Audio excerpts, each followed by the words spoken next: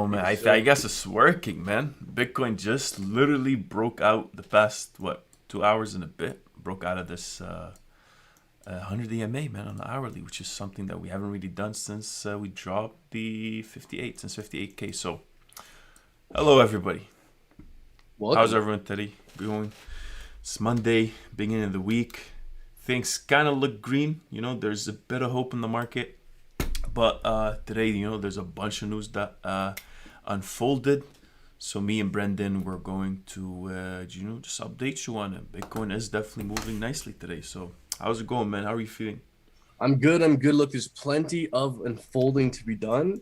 But yo, listen, man. I think we should kind of justify our title a bit here. What are we talking about here? We have a What super was the clickbaity title? title. What was the title? What are we? Are we just like we're just trying to get clicks, right? Like there's Right, not anything right, interesting happening, right? Like we're right. just, or is there actually something interesting happening? I think there is, man. We I think woke there up is too. 100%. I think there is. I think there's a bunch of. So we started off with, I think the biggest thing was mining in China. Miners, the crackdown. It's been moving as it was the first drop we had with the hash rate. And now we're still dealing with the same news. Miners, miners, miners. And yeah, hash rates. So right now, a couple more news came out from Russia, from China, from the US. And yeah, is it a good thing or a bad thing for these miners now? So we're gonna discuss that in this live stream. But most importantly, if we're talking technicalities, if we're talking technical analysis, Bitcoin literally recently this morning just broke above the 100 EMA and now is trying to retest it. We do expect some sort of drop. You'll see here on a lower time scale, or if you zoom in a bit, you'll see there was this candle that we just had was met with an equal candle after the drop. Right now, we're kind of hovering to see where we're gonna stand. Are we gonna drop even lower? I do think so, but this movement is a bit just showing that there's some more, just a bit more buying interest in the market, and we want to see if Bitcoin maintains it, and if it goes below, is it going to make a higher low? And look, man, as much as there's good news in the market, there's also bad news out there, or bad forecasts or speculations that Bitcoin might still continue to go down to the mid 20s. So we'll see. What are you thinking these Yeah, days? look, anything's possible, but Merrick Ekanachisi says, please stop. Nothing will happen. No pump, no volume. So we need Merrick, to we're gonna address. shut down the whole channel for you right now. You're right, man. You're Yeah, right. no, look, here's the thing. So we're saying here, mother of all like impulses coming. Is that, what's happening? Well, perhaps.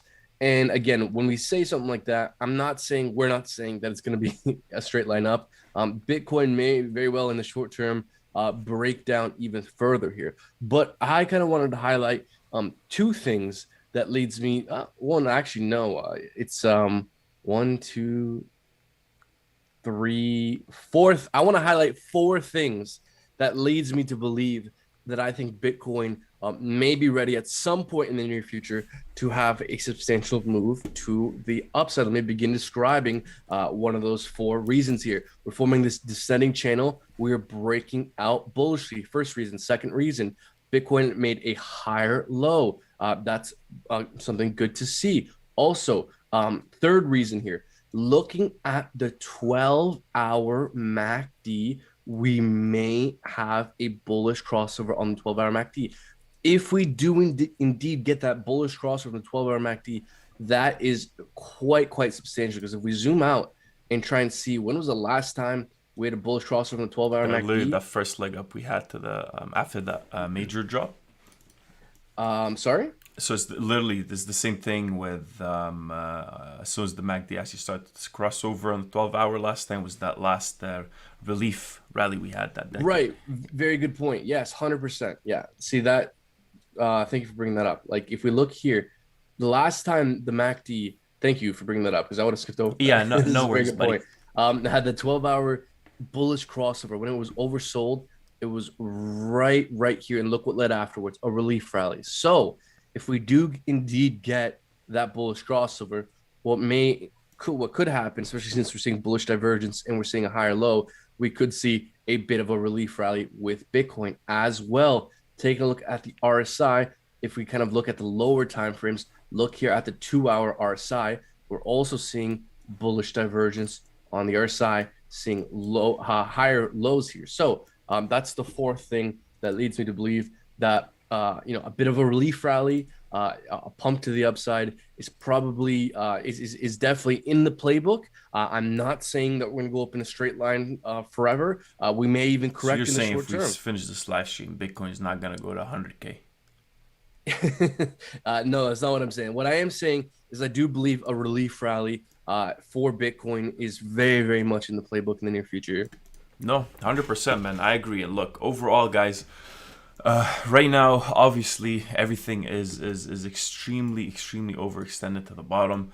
We're seeing that. This is, if we're looking at 12-hour chart, if you really just go all the way back to 2017, we haven't had this much of a huge movement to the bottom with the MACD and such. We actually haven't had it. The biggest thing we had was literally probably somewhere here. So the previous one we had here in April, when everything started to move just up just a bit, was this much, but now we're too extended to the bottom, and sellers just completely annihilated the market. So now we're trying to see if it's not, it's obviously not going to go to 100, but we do expect to see some bullish activity this week, especially with us kind of starting, I guess, the day with a bit of a movement to the upside there. But even if you go to the 4-hour chart, we have a couple volume bubbles here along these prices where buyers are sucking in a bit of that selling pressure every time. So we need to see now what's going to happen. As soon as we drop, we're seeing nice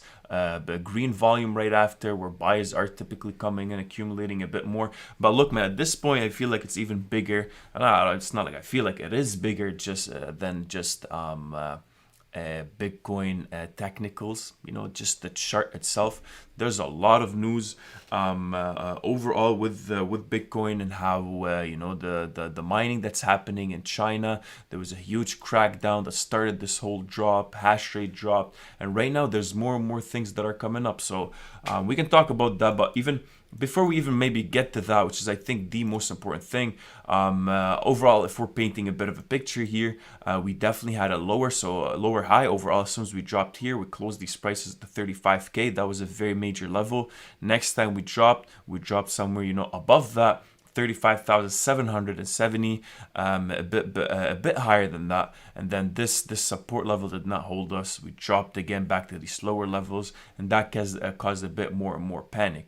So right now we're forming this V shape. We're kind of equalizing where we're at. We need to see if Bitcoin gonna come down again to retest this resistance or no, and see if it plays out properly, where we will find that support. But overall, these bit of higher time frames, so the daily time frame is starting to look a bit bullish.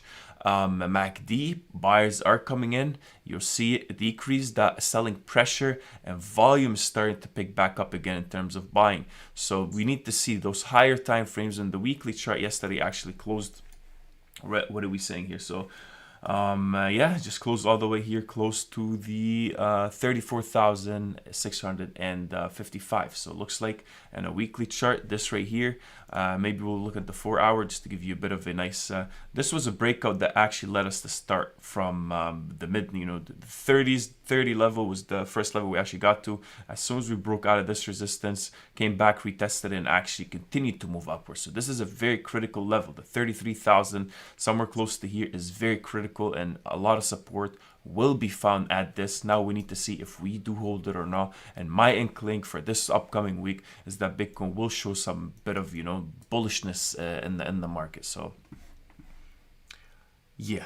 No, I agree. And so I kind of want to describe maybe 3 scenarios here that I think are likely if we do indeed see this relief rally. So scenario number 1, we have a little bit of a baby pump to kind of around 41,000 can get rejected. I think kind of one of the levels that are most likely to be significant resistance in the short term is the 200 exponential moving average on the daily here, this blue line, because when we were dumping, we actually had a couple of candles or wicks fully react off the 100 daily exponential moving average. And once we broke below, we went back up to retest it and got rejected off it several times. So the market's telling us this is a very, very relevant level. That is currently at $41,800. So I believe a relief rally could take us up to here, and we may get rejected off that. Let's say we blow past that. And I think kind of one of the next major resistance levels is around 50,000. 50,000, we have the 236 Fibonacci level, as well as some volume and some sideways price action. Let's say we blow past that, then our next major resistance level is a trend line based off all-time highs to this wick, and we just extend that trend line. So these are the three major resistance levels that I'm looking out for.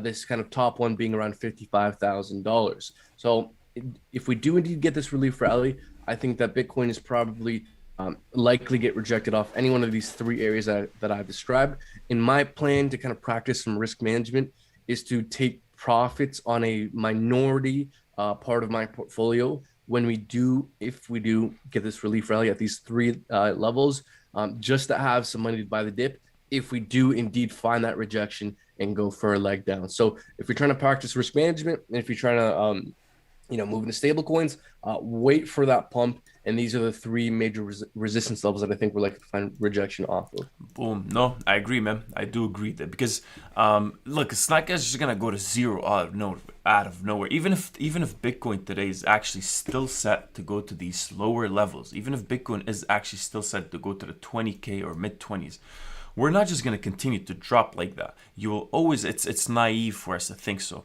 So on a shorter time frame, we are thinking that there will be some sort of a relief rally back up to these higher levels a bit. And you're right, I agree with you on the shorter time frame, the price level you just discussed. But overall, I'm looking for somewhere close to here. I'm looking for a retest to these higher. So look, the main thing we need to right now, make sure we fully close above on a shorter time frame. The levels are pretty clear. We do see where sellers are selling heavily, and these levels are clear even on the chart. You can even do it on your own, but you can see how the 51,000 is definitely one of them. You can see here that the 45,000 is definitely one of them, and you'll see here the most closest one we have is the 38. It's 1,770, but obviously it's more likely the 40. But as soon as we start getting to the 40 and we continue to break above, I think on a macro scale we're going to these higher levels for sure, somewhere close to the 50, and that's when that real resistance is gonna come into play.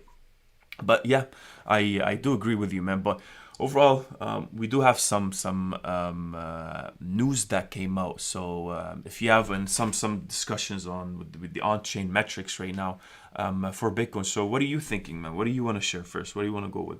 Well, please, let's look at some news here. But maybe before or after, I'd like to share what I think could be the best case scenario for Bitcoin. Yeah, go ahead. Let's go. So this is obviously not a guarantee, but what would it take for me to breathe a sigh of relief with Bitcoin? I want to see confirmation of bullish divergence. What would we need to see confirmation of bullish divergence? Well, we'd want to first see bullish divergence, meaning breaking out bullishly, trending from bearish to bullish, and then retesting what was once resistance and solidifying it as support. So if we do indeed get this relief rally in the coming days and weeks, and so we pump up and we test this major resistance level, and then we go back down, and if we can solidify what was once previously a major resistance level, and then hold it as support, then we have the potential to go back up again and maybe get rejected and make a higher low and go back up again. If we break out of this trend line, fall back down, retest it, and solidify it as support, then in that case, I think Bitcoin is ready to fly. So ultimately, what's the biggest thing I'm looking out for? If I'm trying to understand when Bitcoin's ready to be healthy and moving up again, I want to break above this red trend line, fall back down and retest it, hold it as support, and only after we flip this from resistance into support and retest it, I think can we be ready to fly. And again, even before we get there, we're going to have to flip the 100 daily exponential moving average from resistance into support. We have the 100 daily exponential and the I've been saying 100. Sorry, folks. This is the 200. I apologize. This is the 200 exponential moving average on the daily, and this is the 200 simple moving average on the daily. Yes, so sir.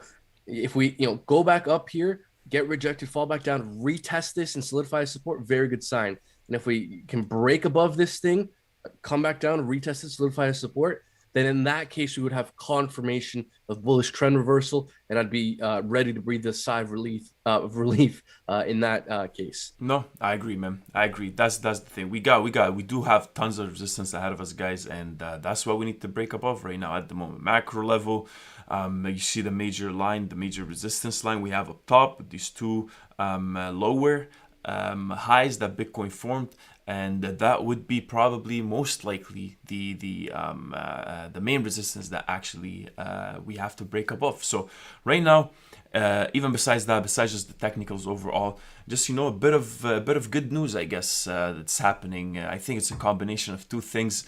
There are the market is extremely polarized at the moment. Analysts, major analysts or popular analysts in the market are saying two different things. But for the most part, users are massively withdrawing Bitcoin from exchanges, while Bitcoin deposits hit 4 months low, and Bitcoin deposits, meaning Bitcoin deposits into exchanges, are actually decreasing, and we all know that's more of a bullish sign. It's telling us that there's less and less Bitcoin actually being sent to exchanges to be sold, basically. So there's just a quick article explaining that for the moment. So the Bitcoin withdrawals from exchanges surging, BTC deposits hit another low. So people withdrawing Bitcoin from exchanges to hard wallets is increasing, and Bitcoin actually coming into exchanges to be sold is actually going low, which is a pretty good sign. And the numbers of users on the Bitcoin network grows as no coiners are buying the dip.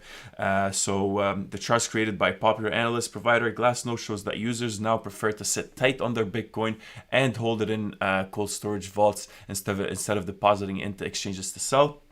And overall, this a chart right here is just showing that from Glassnode. You'll see how a number of transactions reaching a very all-time low as of 9,480 for some reason. I don't even know why this came up. Bitcoin number. I think I have the wrong chart here, guys. My bad. But I think besides that though. For Bitcoin entities, net growth on the chain itself is actually increasing, which is something that we haven't really seen since 2017. So when we reached a peak in 2017, we saw that Bitcoin addresses, or Bitcoin, a collection of addresses, decreased right after that dip that we started having, which initiated the bear market. But right now, we're seeing that after Bitcoin started to decrease, we actually had an increase in Bitcoin addresses on the chain, which is something pretty good as well. Something that's also one of the other things that Bitcoin is doing unconventionally. And the price action from now is acting differently than what we saw before as a peak, which is kind of showing more and more signs that this peak we're just having is not reacting the same way as 2017's peak. So gives us more and more reasons to making this maybe just a local top that Bitcoin is having overall. But man, there's a bunch more stuff. I don't know if you have something, but I do. Yeah, go ahead. Yeah. So folks, again, I watch crypto YouTube. I like to hear what a lot of people have to say. There's a lot of people in the space that are very knowledgeable, and I always like learning. But right now, what I see is a lot of people talking about feelings, a lot of people talking about intuitions, a lot of people talking about their gut. And there's honestly no need to do that. There's tangible things we can look out for to understand what's going to happen with Bitcoin next. We just described to you some of the major support and resistance levels and what would constitute bullish divergence and bullish confirmation. All right. Now, again, Messin just described to you guys a few of kind of like the major on-chain metrics that are suggesting that Bitcoin, may be recovering here. A few other things that we need to look at to tangibly understand a shift in the market is not our feelings and my gut and what my intuition says, but the number of Bitcoin on exchanges. What have we been seeing this entire bull run, basically since March 2020 when the pandemic first hit? Bitcoin is doing nothing but constantly making exchanges up until recently, up until around 60K, when hash rate started to drop, power outages and FUD first began, and the sell-off first began. Bitcoin was moving on exchanges because people were scared. People were preparing to sell their Bitcoin. Now, what are we seeing here? If we kind of zoom in the short term, we're seeing a bit of a decline of Bitcoin entering exchanges. So if we see a bit more Bitcoin leaving exchanges and then see a lower low and then a lower high, and if that trend continues, all of a sudden Bitcoin's leaving exchanges, And that's something very, very bullish to see. So we're beginning to see signs that Bitcoin is being bought up. Bitcoin is going from entering exchanges to now leaving exchanges. So if we start to see more confirmation of that, more of a trend reversal, that's going to be a sign that Bitcoin's ready to recover. Another major factor that we need to keep an eye out for is the Bitcoin hash rate. Hash rate is pretty directly correlated, especially recently, with price action. When Bitcoin first started to drop from its all-time highs, it did so because of the power outages in China. Like, that was the thing that began the crash for Bitcoin, because we can see as soon as those power outages in China started, that was as soon as the hash rate started to drop. And as soon as the hash rate started to drop, the price started to drop as well. And so as of recent, when the hash rate dropped, price dropped. As soon as the hash rate recovered, price recovered. As soon as the hash rate dropped, price dropped. What are we seeing here in the short term? We're seeing a higher low. We're seeing, trending. We're trending upwards. So if we see continuation, if we see hash rate continue to pick up, then that's a sign that Bitcoin might be ready to have a bit of a relief rally here. So these are some of the major factors that we need to look out for, where if we see continuation of these trends, these could be, some major factors that lead Bitcoin possibly having a relief rally. Yeah, no, 100%, man. Look, this has been happening for the past month or so, and there's a lot of dumping that's been happening on the market because, a lot of those mines we saw for a while too. F2 pool at one point, I don't know if you guys remember, but we're having the same thing with them, more and more dumping on the market, which, look, makes sense overall. There's a lot of mining that happens that they need to be profitable when it comes to that, so I guess it is what it is, but whales action is definitely adding to that. But overall, it's been really, that's the main picture we need to focus on. Mining in China has been the biggest. It owns a majority of the mining on the blockchain itself. And recently, the biggest hub for mining crypto in China has been Inner Mongolia. It's a province, and recently, the notice posted this week by the regional government of Inner Mongolia, a large province in northern China, comes after it earlier this year pledged to close cryptocurrency mines as part of a wider targets to reduce energy consumption. Mining for cryptocurrency is an energy-intensive process by which computers solve mathematical problems or whatever. So, which goes in line with what Elon was saying about Bitcoin not being really energy efficient. He was talking about this specifically because in Inner Mongolia, it's under extra pressure from Beijing to limit emissions after approved more new coal-fired power plants in the last 5 years than any other province. Which is basically why it was actually a hub for mining cryptocurrencies. Because power is cheap. Bitcoin mining does take a lot of energy, and power is expensive in certain areas. So a lot of this is actually targeted just because it's actually cheaper to mine their electricity. They pay a lot less, and there's more incentive in that sense. But overall, this really started that crackdown. A lot of things came out from the Chinese government against cryptocurrencies overall. A bunch of articles about how another Chinese power outage may have led to Bitcoin's flash crash this week. This came out a couple of days ago as well. So we'll leave all those links in the chat here for you. I'll just send those links for you to actually read up on. But the latest news that actually came out was also so now the biggest question is, are those Chinese miners going to locate to other countries? Are they selling their Bitcoin at the moment? You'll see here, what is this exchange? Hobie's? Is that what it is? Is that how you pronounce it? Hobie, right? So Hobie's mining pool service stopped serving the Chinese public. We're seeing here, if you guys were watching our live stream from before, we're seeing that there was a bunch of letters sent to a lot of those major exchanges, or a lot of those just businesses in general and banks actually banning crypto services. Anything related to Bitcoin, anything related to cryptocurrencies has to be fully stopped. We're not accepting any kind of cryptocurrency payments or services. And the crackdown has been coming ever since we had that major outage, quote quote, which to me is a bit questionable, but it is what it is. But overall, doubling down on crypto mining ban, doubling down, telling people, setting up hotlines. If you see any suspected activity in terms of Bitcoin mining, you definitely need to report it. And yeah, we're going to start working on that. So now this is the biggest question. This is what's been polarizing the market. This is what Elon's been talking about. Trading platforms has been major trading platforms have been getting shut down in China. And yeah, derivative tradings and all that stuff is fully stopping. And again, besides that, China crypto mining businesses hit by Beijing crackdown. So this is what we're seeing right now. This is the biggest question. Where's the crypto mining going? And but it is a bit of a negative news, man. But also, you'll see people like Michael Saylor as well saying, you know what? Well, it could be good. A crackdown on miners in China would radically reduce the carbon footprint on Bitcoin mining, increase the profitability of all the remaining Bitcoin miners, reduce nagging China FUD, and support progress towards our ESG goals and drive up the value of Bitcoin. So all this, all this. Yeah, the crackdown, man, would be actually good if the European and the American market sucks the mining energy more and more towards more renewable. It could actually be a good thing. Yeah, and no, and the biggest thing there is it would be more decentralized. Like, folks, again, in the short term, China cracking down on miners is going to drive price action down in the short term. But over long term, like you said, we have all these other benefits, including it will become more decentralized. If Bitcoin becomes more decentralized, the West is going to be more open-minded to adopting it and passing regulations in Bitcoin and crypto's favor if they view Bitcoin as being less under the control of China. And so China is kind of shooting themselves in the foot here. But hey, going green, perfect, awesome. A greener, more decentralized Bitcoin is a great thing. So over the short term, this is driving price action down. But over the long term, a greener, more decentralized Bitcoin is bullish. So again, all these FUD stories, they all scream temporary issue.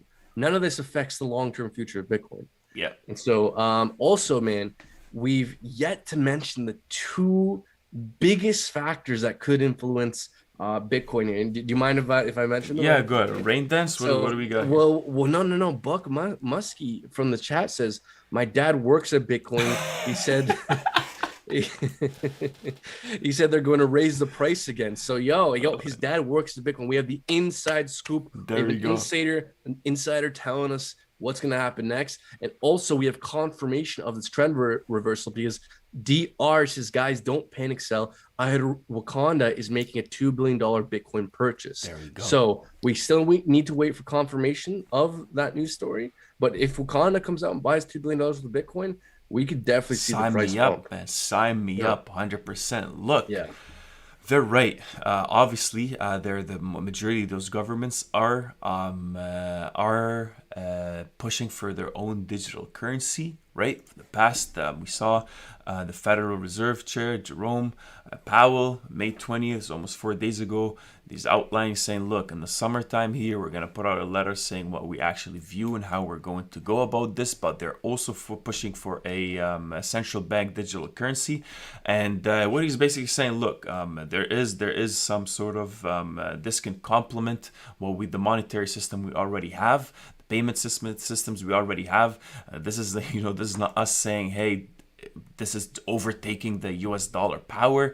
It's more like it's all about complementing and getting that technology and actually using it to increase that power, to further that power into the world, I guess. But again, today in the morning, overall, the Russian central bank again confirming the same thing. A couple of days after, Russian bank confirming that they're also trying to push their own digital ruble, and same exact things. You can see China's doing that, so they're pushing mining from their end and pushing their own digital currency.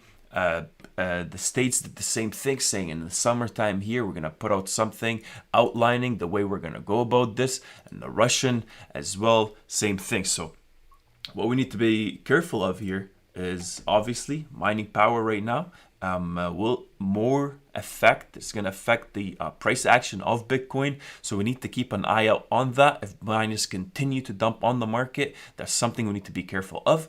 And the fact that, well, how's this going to play out, right? I'm still not sure how this is going to play out in the whole market.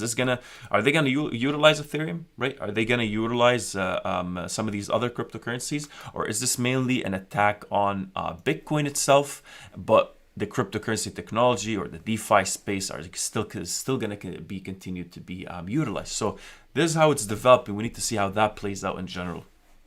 Also, man, I think these proof of stake blockchains and these more highly decentralized blockchains such as Ethereum, such as Cardano, are much, much more appealing when it comes to mainstream adoption, specifically in the West. Because if the West views Bitcoin as the China coin, the dirty energy China coin, they're going to be not as open-minded in terms of adopting it and passing favorable regulation. But things like Ethereum, things like Cardano, things like many other coins that are proof of stake, much less energy intensive and more decentralized, they could have an easier time getting more adopted and getting favorable regulation. Yeah, man. Yeah, so we need to see. This is what comes with adoption, guys. This is what comes with us saying, hey, we need those major corporations to come in. There was a huge, this was the biggest question we ever had, and now we're seeing, okay, governments are like, okay, all right, well, we want all these corporations to be a part of this. Let's see it. We need to regulate it, and I think regulations will definitely mature the market, but we just need to see who's gonna survive more, right? So yeah also, man. Dude, listen, man, there's 580 people watching this live stream. Only 74 likes, folks. Smash that like button right now. Right now, this is what this is telling me.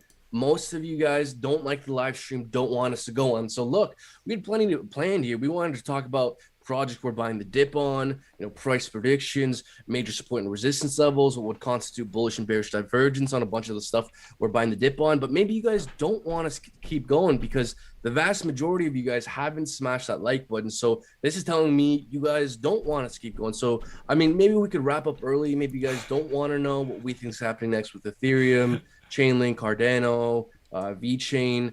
You guys let us know. Do you guys want us to wrap up early? Do you want us to keep going and share with you guys what we're buying the dip on? Let us know. Smash that like button.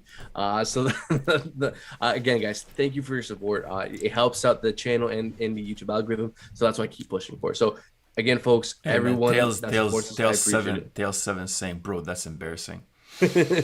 Look, man, it is what it is.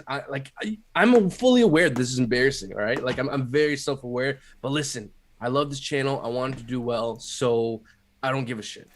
Boom. Wow, pretty straightforward there. But look, man, the whole market is actually going up. The whole market is actually going up. So I'm pretty sure we're gonna get a lot of requests with what we need to take a look at, because Luna is up 57%. Trias or whatever they call it, 39%. Matic is up 40%. If you guys want to talk about Matic, we'll talk about Matic as well. The Center, your favorite coin, is up 29%.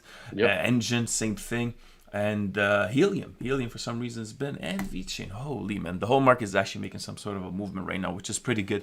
So guys, let us know in the chat if you'd want us to take a look at something specific. But from your end, man, I know you got a bunch of stuff to talk about as well. So what do you got there? Yeah, there is a bunch. I mean, we can maybe start with Ethereum and kind of go down our list here. Yeah. I actually did buy the dip on something. So because you guys smashed the like button, show us some love. I want to show you some love. I am currently looking to buy the dip on Terra Luna here. Like if we go to, I don't have CoinGecko pulled up, but let me see here. I can pull it up real quick. So if we go to CoinGecko, and if we see what's down the most on the week, we can see that Terra Luna is still down 60% on the week. That means in terms of the top 100, Terra Luna is down the most. Terra Luna is a super, super solid project, in my opinion. So again, if we kind of zoom out here and examine the price structure, look how far we've dropped from all-time highs. So if we zoom in a bit here, I'm kind of looking for an entry on Terra Luna. And I shared this with our VIP Discord members this morning. and what I'm looking for in terms of an entry. So if you want to be a VIP Discord member, you get access through our Patreon. Link for that is down in the description below. So what are things going on with Terra Luna right now is we're having a bit of a relief rally. I think we've completed kind of an Elliott wave here. We have 1, 2, 3, 4, 5 impulses. And so now I'm looking for some kind of ABC correction. So I'm starting to place my buy orders within this green box. So from about $5.75 to about $5.10 is where I'm looking to dollar cost average my way into Luna, based off this kind of price reactive zone here around 575, 570. We can see here it was acting as resistance, here acting as support. So from kind of starting from here to kind of the 618 and this price reactive level at kind of 510 is where I'm looking to place my buy orders for Terra Luna. Yes, no, I agree. And I think right now the biggest thing we need to also take a look at in terms of this is just technical analysis, I guess. But overall, you can see how we are pushing. The whole market is following Bitcoin. Obviously, Bitcoin is moving what today? Right now at 9.2%. So it is having some sort of retracement. But all these different other altcoins are definitely actually pushing up. You see a lot of trading happening in the moment. The market is probably a bit volatile. So there is some scalping happening. There's a bunch of traders in the market. And there's a bit of hope, there is a bit of hope. We are pushing above these previous resistances that we have. But specifically for Terra Luna, you're right, man. I do think, I think it is warranted to have some sort of retracement. So we need to be careful of that. It's already up 49%. So as we go down, you're saying you wanted the DCA into it, right? You wanted to kind of add more and more, or did you put everything you got in Terra Luna out of nowhere? No, I've definitely not put it in once. I'm definitely dollar cost averaging. So. There we go. So yeah, 100%. Right now we're looking at the 1 hour. Sometimes you need to take a look at the 1 hour. I know everybody likes more of a macro scale, but we do zoom in on the price action to see and to get a bit of a feel what's happening on a smaller time frame. But we are obviously getting to some sort of resistance at the moment. This is the 100 EMA on the hourly chart, and we saw that resistance at it. So we need to see where Terra Luna will find that support. It looks like the $5 somewhere around that region would be something nice to have a support at, and if that doesn't, then yeah. But overall, I think obviously Bitcoin is definitely moving good today, so we're gonna see a typical breakout movement in terms of what's going on right now, and we did break out. I think there's a clear breakout for me from this previous level for it, so it's definitely positive. But like we're saying, we do need to have some sort of a support. We do need to retrace for a bit to retest this breakout, then continue to move upwards, confirming that this is now a support. So we need to be careful, though. We have to keep that in mind. Yeah, and of course, folks, like we're gonna start maybe talking about some altcoins here. And there's lots of opportunity in this space, but just understand that Bitcoin is fully driving the market right now. We think Bitcoin might have a relief rally, but the market doesn't care what we think. The market will just do what it wants to do, regardless of what we think. If Bitcoin just decides to crash to nothingness, crash below 30K again, that is going to bring the altcoins down. So whatever we discuss with whatever altcoin we mention, it's fully dependent on what Bitcoin does. And one of the key things I'm looking out for is not making a newer low below 30K. We can get rejected all the live long day because there's just endless resistance above us with Bitcoin. But as long as we don't make new lower lows below 30K, that's one of the key things I'm looking out for. Because if we do drop below 30K again, that would serve as confirmation of the bearish trend. And that's what we do not want to see. So as long as we just keep making these higher lows, we can get rejected all the live long day. If we start making new lower lows, if we break below 30K, that's bad. Yeah, I agree. Yeah. I agree. Yeah, any thoughts on Luna here? Do you think I'm right with my spot to dollar cost average? Yeah, I think it's pretty clear right now. Obviously, we do anticipate that retracement 100%. So it's more like we need to see as time goes by, right? That's the thing when we're doing some sort of, we're trying to be in a better position or a better entry in the market. We want to do something like a just DCAing in, so dollar cost averaging the way down. You need to be careful, not careful, but you need to watch the chart a lot more. You need to see those drops as they move forward. Right now, it's sitting at what, $4 or something, or 6.4. As it goes down, maybe 20% less or 10% less, you'll add more and more. And then as soon as we find a clear bottom for me right now is exactly where you have your C wave, somewhere close to the, somewhere close to the $4, I think, or 5.60. Yeah, like 5. Yeah, that's where I anticipate to add the majority of what I'm trying to put into this. So that's what we need to do, guys. When we cut dollar cost average, we need to be there's a bit of a more time invested into the chart. And yes, no, I agree with the levels you have in for sure. Yeah. So from about 510 to about 575. is where I'm placing my buy orders. I actually have buy orders on this ready to go. So we'll see. Excuse me. We'll see if that gets filled. So Atama with a $5 super chat, thank you for the support, says, hey, saw an ugly option on Don't Alt HNS. If you zoom out on chart, it formed almost half a year. It can work on such a large time frame. I have no clue what that is, but I'm thank you. so sorry. Yeah, thank you for your support. I'm not sure what you're referring to. So I saw an ugly option at Don Alt HNS. If you zoom out on a chart, if you can give us the ticker, what the Yeah, ticker do you have a is, ticker? Do maybe you have a is it a symbol? chart or something? Is it a crypto? What are we taking a look at here? But thank you. HNS. Yeah, thank you for your support. I'm not sure what chart you're referring to, but maybe you can clarify in the comments. Yes. So yeah, what else do you think we should take a look here, man? There's tons to look at. Maybe Ethereum. Let's talk about Ethereum first All right right, now. If you all want to right, pull it yeah. up from your end. Yeah, I have Ethereum pulled up. So just first thing right off the bat is, folks, we retrace to the 618, the golden pocket, which is typically where things like to retrace to and find their support. So two things with Ethereum. We did make a lower low after the initial major sell-off, which is very bearish. But where did we find our support? Exactly on the 618. Exactly as predicted. Exactly as predicted. That's what everybody says these days. No, 100%. Yeah, no, you could just draw a line and be like, hey, I predicted it. But no, I mean, we did though. I did predict it. So, I mean, it is what it is. I know it's a cliche thing at this point, but I mean, we do predict shit all the time. So, anyways, right now, folks, we're getting rejected off. See how we're forming a base of support here. Whenever we form a base of support, break below it, it will then act as resistance. So for me, it's very simple. If we want to see Ethereum go up in the short term, we need to get above and hold above 2,450. As soon as we can flip 2,450 from resistance into support, we can go up. And again, it's all dependent on what Bitcoin does. No, 100%, man. And look, overall, like we're saying, the whole market is trying to find that resistance, trying to jab against resistances. Obviously, Ethereum right now 15% up, so that's pretty good overall. On the daily chart, maybe if you look at the daily, we see that buyers are trying to push in. Buyers are actually trying to push in, and we see this 100 EMA where we previously tried to a couple of times find that support at. You see a lot of wicks here in the bottom telling you that we did dip all the way below the 2000, but you can see it very quickly.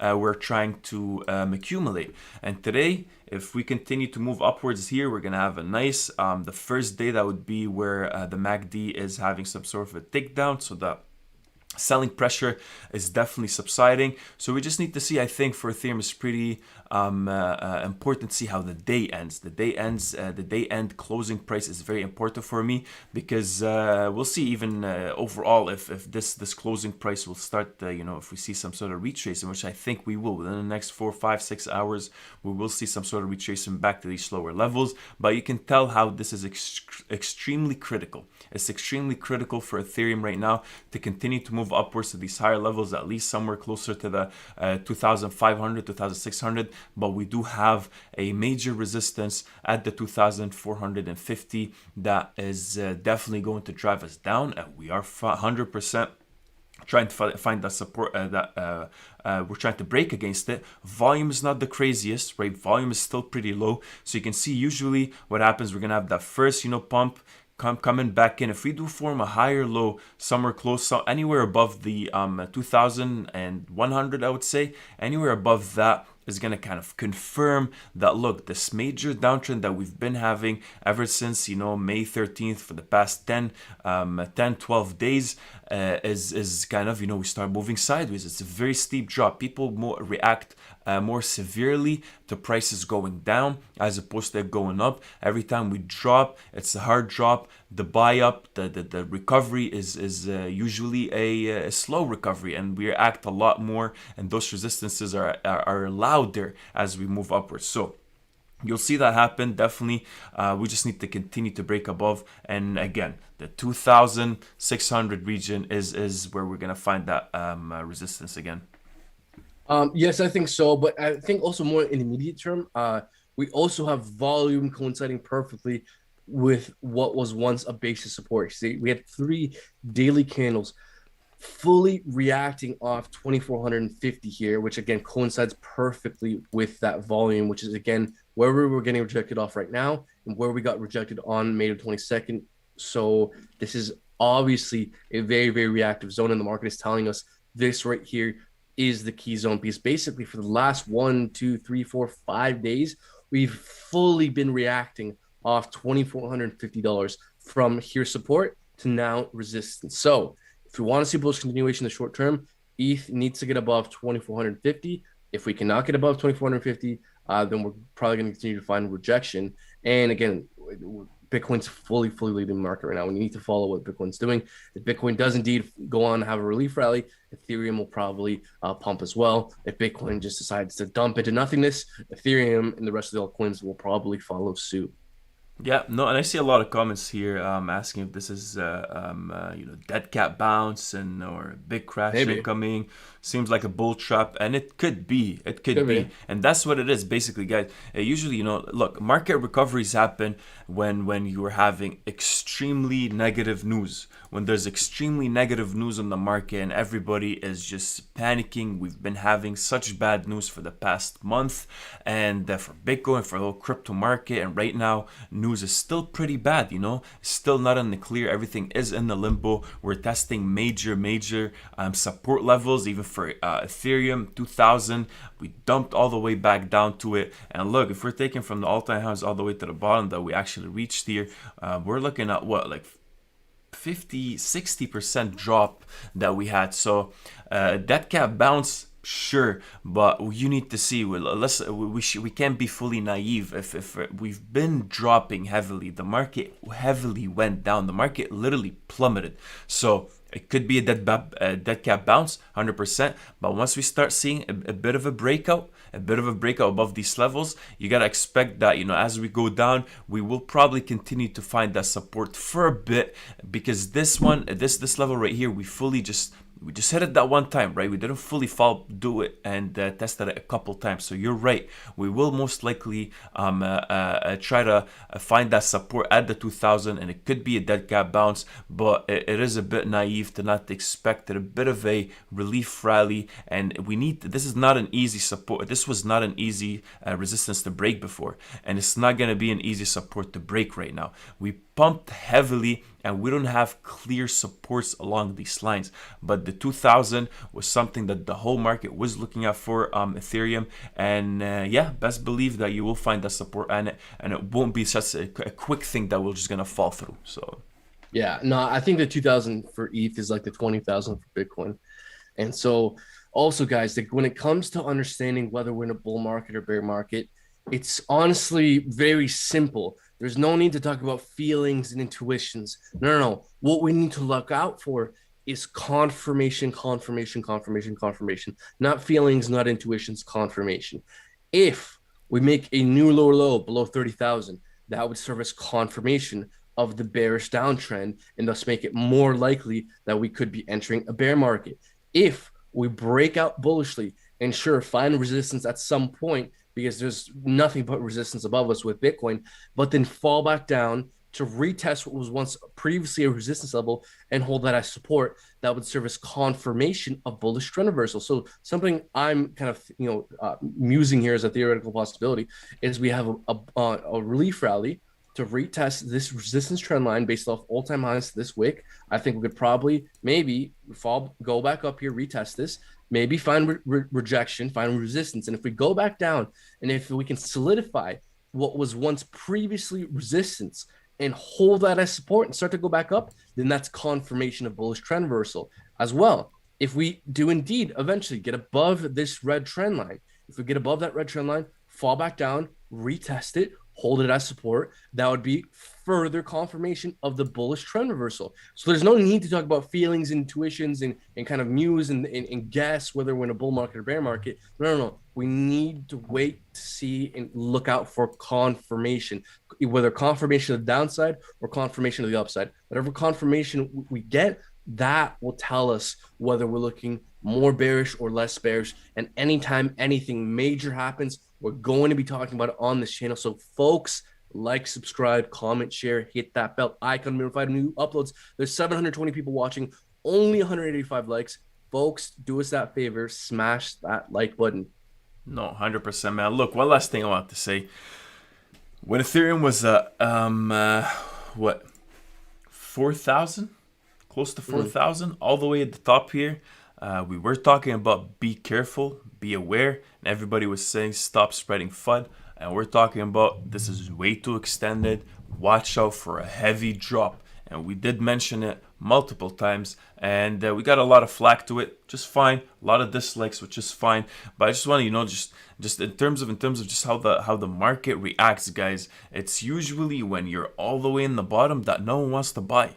But when you're all the way at the top of news, I know you, I know we are. But overall, when the news is all the way, everything is going great. Everybody and their mother is talking about the price action. And like, oh, I love it. Should I put more money? I had so many people texting me that they're buying Ethereum exactly. Yeah, as soon as it broke the 4K, yeah, I'm just loading up with some.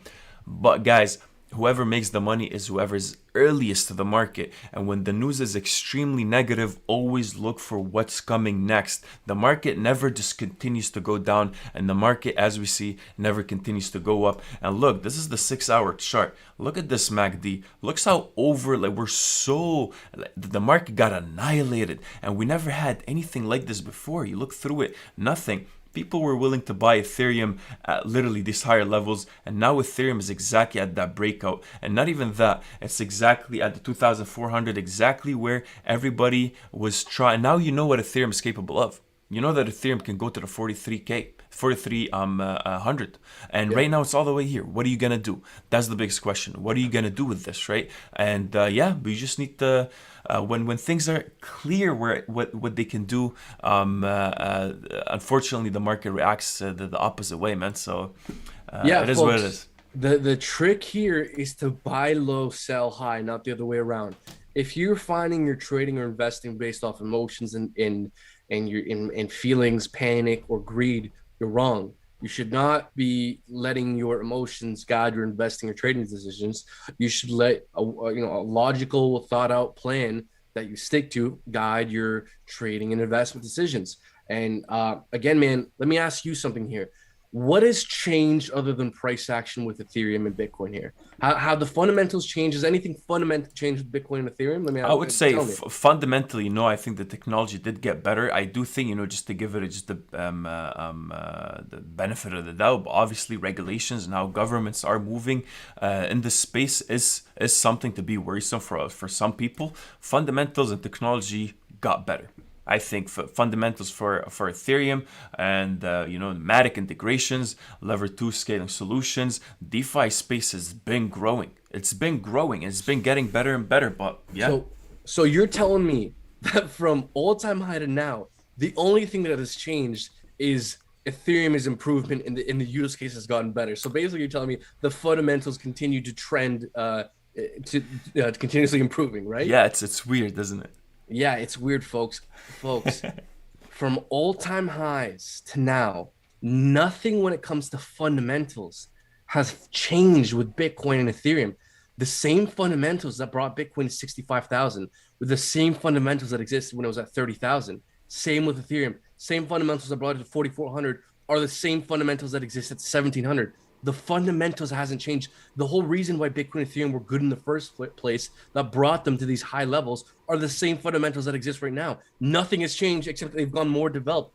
Folks, specifically with Ethereum, this year and next year specifically will be the biggest years in the most important and significant years in Ethereum's history forever, in the past and the future, in my opinion, for two reasons. Ethereum 2.0. Ethereum will hopefully become scalable after Ethereum 2.0 is fully rolled out, more transactions per second, cheaper gas fees, able to handle a lot more transactions. So that's what Ethereum 2.0 is. It's being rolled out in several phases. One of the biggest improvements of Ethereum is EIP 1559 coming in July this summer, which by the way is when altcoins usually do very well in the summer, kind of late summer, August, July, around that time is when alts do well. So after EIP 1559 is introduced, Ethereum will become deflationary. Current supply is hovering at around 115 million. After EIP 1559, the amount of Ethereum will actually decrease. And then you consider what's locked up in Ethereum 2.0, what's locked up in staking. folks, there is a giant issue with Bitcoin and Ethereum. The issue is there's not enough supply to go around. There's not enough supply to go around, and the market, even at this point, still hasn't woken up to this, folks. There is a giant issue with Ethereum and Bitcoin, and that issue is a lack of supply, in my opinion. And after this gets introduced, I mean, man, this year, next year could be the biggest year in Ethereum's history. So, I mean, I'm definitely not selling. If anything, I'm buying. Right now it's on sale, man. I'm definitely loading up, and obviously this is not, I guess, financial advice. No, I we hate could be keep wrong. saying it 100%. Yeah, but if you're in the space only for gains and stuff like that, without understanding the technology, then it's easier for you to actually sell at these levels as opposed to buying more, and that's where I think that the biggest gap is. But look, man, enough of Ethereum. What do you want to talk about next? There's a lot to talk about, and I'll wrap up with this with Ethereum just to get this off my chest. The way I look at Ethereum right now is like buying into Google or Apple back in the early 2000s. Imagine if you bought Google at $1 and went to $100, then it crashed to $10, and you sold because you were panicking at $10. Oh my God, it fell $90 from all-time highs, 90%. It's crashing into nothingness. Okay, it's having a dead cat bounce, Google. Yeah, it's having a dead cat bounce. If you would have just held until today, Google's worth $2,000. So that's how I think about Ethereum right now. Ethereum is the next Google, it's the next Apple. So whether it falls another 40%, fantastic. I'll just buy more. Because the most gains have always historically been for those who buy solid projects on dip and hold them for the long term. Crypto's actually easy. All you have to do is buy dips and just hold forever, and then you'll make money. Because the people who just bought dips and held it forever were the people who made the most money in crypto. Yeah. That's likely to be the case moving forward. So yeah, man, look, let's get off this. We're starting to piss off the Cardano team, man. Let's take a look at Cardano, because I bet you it's interesting. Let's take a look here. Cardano. Let us know, guys, in the comments. I see whatever. A lot of people are actually talking about Vechain, Cardano, XRP. There's a bunch of news also with XRP as well. XLM, Dogecoin, and there's a bunch of Shiba. Is that Shiba Un? Is that Inu? Or Shiba I don't even keep up with There's like a dozen versions of Shiba now. Oh man. And they're all gonna pump 100x guaranteed, 100%. All these meme coins are guaranteed 100x. Oh, talking about meme coins, did you hear about Stop Elon's new coin that came out? I feel like I think a couple days ago. It's like a Elon made a coin? No. Stop Elon. It's like a hate coin against Elon right now. It's trying to drive him all the way down. It's pretty funny. Oh, all right, okay. What are we gonna do? Let's just forget about it. It's just a fun fact. Let's just go for Cardano here. All right, man. So do you have the chart pulled up? I see it pulled up on your end. I'll just pull it up right now. Okay, so ultimately my main takeaway with Cardano is simple, which is we're forming this ascending triangle. We broke up bullshit. We're falling back down to retest the breakout point. We're kind of very iffy right now. We're kind of below some of our wicks. Ultimately, what I'd want to see with Cardano is remaining above these three clusters of peaks here. If we can remain above these, which we're below the first, but we're still above these two. So if we could just hold above this area, then Cardano is good. If we start to break below $1.47, $1.46, $1.45, if we start to break below $1.45, it's bad. We could probably drop further in that case.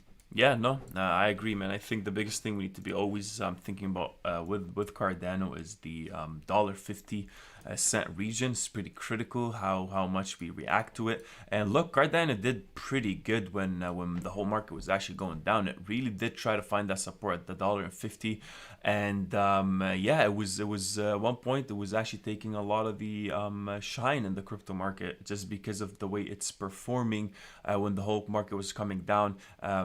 We were still trying to find that support at $1.50, $1.45, or $1.40 cent region. And man, look, Cardano's doing really, I guess good so far. We came back to this previous levels where we're at inside that triangle. So the $1.50 region did not mainly hold, but you see there's more and more accumulation happening at the moment. So the biggest question is if Cardano will go above the $1.50 again and find that support while Bitcoin is having maybe a bit of a recovery this week. So we'll need to see what's happening so far, because I think what's Cardano for the daily chart, we're up. What do we have here? We went all the way back down to the $1.25.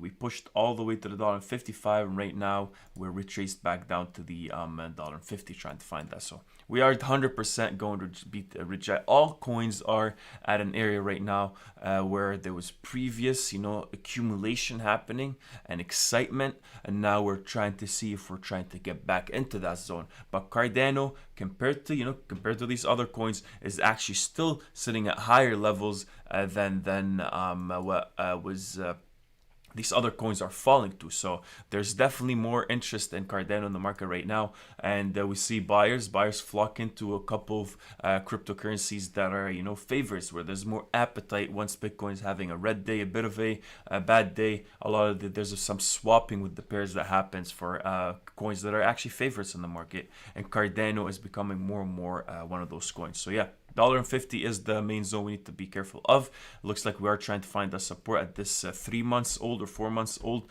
support zone, where we see buyers typically try to come in, and we're breaking, so you're right, man. Anything below the $1.27, 26 is something that's going to be a bit worrisome for me at the moment. Yeah, and let's say we cannot hold above these 3 previous peaks. Let's say we do start to break below $1.45. In that case, we're probably going to fall down to $1.24 to about $1.20. That's where our next major fib level is. That's where a bunch of volume is. And that's actually where we found our support on this daily candle. So if we can't hold $1.45, $1.24, $1.20 is much more realistic for Cardano. Yes, sir. That's what I'm looking for. As well, over the long term, if you're looking for a spot to take profits on your Cardano positions, oftentimes one big approach that people take is they buy the rumor, they sell the news. Whenever people know, the market knows there's a major catalyst approaching, they use that catalyst as a spot to take profits, because usually whenever there's a very bullish catalyst, a major improvement to a stock or a cryptocurrency to their protocol, there's usually an anticipatory run-up leading up to the launch of one of a major development. And one of the biggest, actually arguably the biggest development in Cardano's history is happening this summer, this August, with Goguen and smart contracts. So once Goguen and smart contracts launch, Cardano will be able to have cryptocurrencies built on top of it. So just like Ethereum has the ERC20 tokens, after Goguen and smart contracts, Cardano will have the Cardano tokens. So, August, September, whenever Goguen launches, that's probably when I'll start to take profits on some of my Cardano positions. Because again, might be an anticipatory run-up and probably a sell-off afterwards. So if you're looking for kind of like the first spot to maybe begin taking some profits, around then is what I'm looking out for.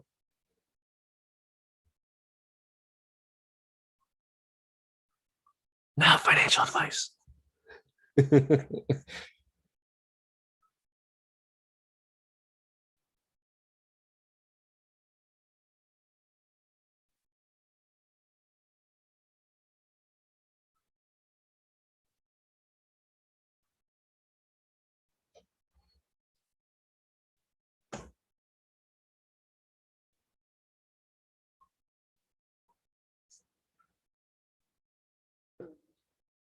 Whoa. 100%. Yeah, folks, smash that like button. 700 people watching, only 240 likes. That's telling us that right now, the majority of you guys don't want us to keep going. So, folks, do us that favor. We're trying to provide you guys with a bunch of value. There's tons of interesting stuff going on. We want to share with you guys some of the stuff we're buying the dip on. If you guys want to show a little bit of love back, the easiest way to do it is to smash that like button, because it helps out the channel and improves our algorithm with YouTube. So wait, hold on, man. So you're telling me that it's not a good idea to put the rent money in Dogecoin? Is that what you're trying to tell me?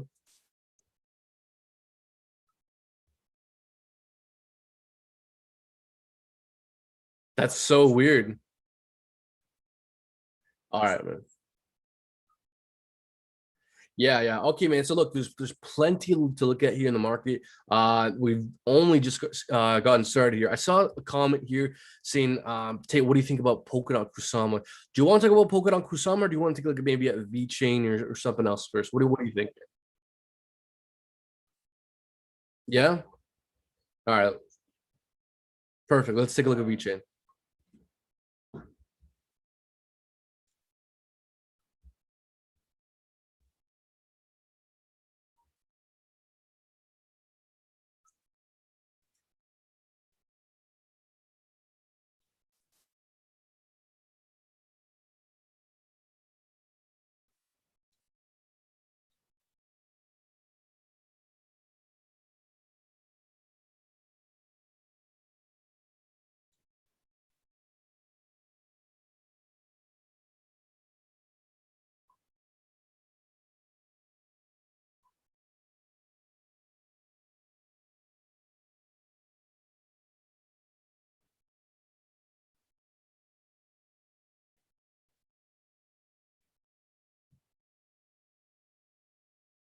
Yo, people are saying they can't hear you. Are you did you change anything with your audio? Yes. Let's see here. No one can. Oh wow, I think I did Can mute myself. Yeah, by Yeah, mistake. can you guys can you There we guys go. hear us? Let us know when you can hear Messin. Yes. Us speak. Yeah. So we're good now. Can you guys hear me? Now we can. Perfect. So, no, I guess we'll just repeat everything I just said about Yeah, Vechain. just go ahead. Yeah. So, for Vechain, guys, we're looking like there was a lot of accumulation right now. Vechain is definitely having the Vechain army is definitely having a bit of a bad month. For the past time, we've been downtrending. It looks like a lot of accumulation was happening at the 5 cent to the 8 cent, 9 cent region. Vechain doesn't really like to spend the day there. We see that buyers typically come in and right away push against the sell pressure, so we do absorb the sell pressure and push back upwards. And right now, Brendan, you were saying that for the longest time, the 200 EMA on the daily chart was also acting as support. We tried to, right now we did 100% hover against it. Now we broke above it, and we're seeing again resistance happening at the 11 cent region. So overall, we know what Vechain is capable of, what Vechain was capable of. We did reach all the way to the 27 cent, 28 cent, and yeah, overall, I think, man, look, Vechain's been a slow mover for the longest time, but it had a great year this year at the end of last year compared to now. We're looking at 1,740% movement. It was a slow mover, and finally, as soon as we start picking up, obviously, Bitcoin came in and ruined the day. And overall, we were stuck in this sideways symmetrical wedge. If we're uptrending into it, as soon as we expect some sort of a breakout, Vechain would be pushing somewhere closer to the 40 cent. That's just us taking the height or the base of this triangle, taking it to the breakout, and that would actually take us to a profit-taking level for a lot of traders. And also swing traders that would push us all the way down. But for now, 100% we'd need to see Vechain actually maintain or push against the 12 cent region. This is the 100 EMA on the daily. We did find the support at the 200. Now the 100 EMA would definitely act as a resistance, but we're at a resistance zone so far. So we'll see if that happens. But as soon as Vechain breaks above this or gets to this area, to the 12 cent, 13 cent region, we'll definitely see some sort of retracement as we are seeing now at this specific level. Yeah, so a few things with Vechain is Vechain's actually looking considerably strong, or at least we're seeing some signs of strength. Like looking here, we're seeing a higher low. Good to see. We're breaking past major resistance here at kind of 10 cents. We can see that here in the daily candles, we had two daily candles, the candle bodies closing at above 10 cents. When we were below it, see how this wick, we got wicked off 10 cents. So 10 cents was a very, very significant level that we had three daily candles react off of, which we're above now. We're above the 618. So what I'm saying with Vechain here, as long as we can close above 10 cents, 10 and a half cents, then that's a good sign. And again, cluster volume now below us. So we're getting past the major resistance levels. Now, I think we could also anticipate resistance probably around the 12 cent, 12 and a half cent, based off a resistance trend line, based off this wick, and this wick just extended like the bigger resistance. So again, there's many layers of resistance above us, but we're seeing again some signs of strength. We're above that 200 daily exponential moving average. So as long as we remain above that 200, this fib level, this volume, this sideways price action, we're good. So we're starting to see some signs of strength. So if we remain above 10 cents, 10 and a half cents, that's good to see.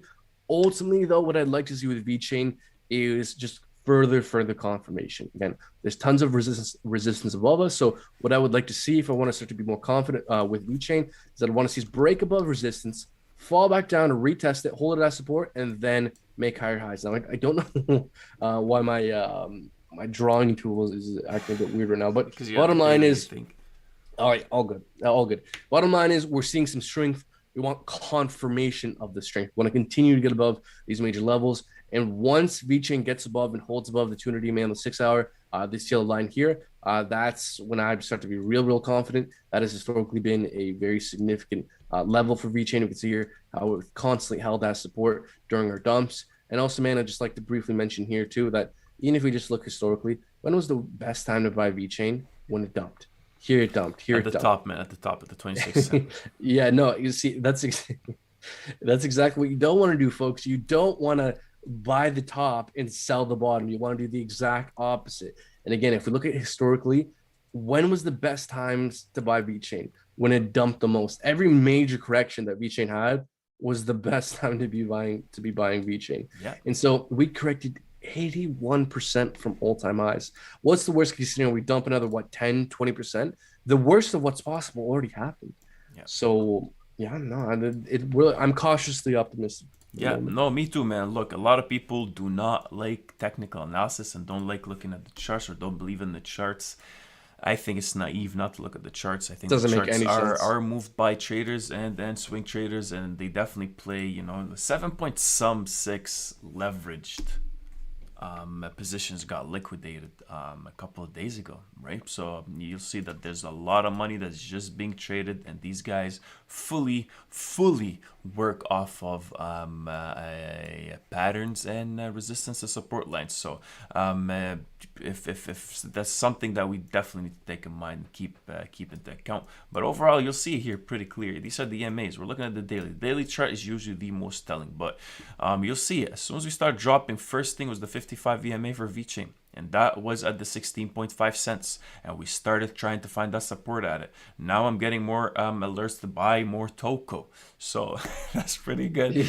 But we tried to find that support, the 55 EMA, didn't work, dropped back down, came back up again. Now it's acting as a resistance. You see it here, boom, went all the way to it, rejected, jumped back down, went all the way to the 200 EMA, found the support at it, a couple of those wicks, went up to the 100, didn't work, and now we're again trying to struggle. So these charts 100%, obviously it's not the only thing you look at.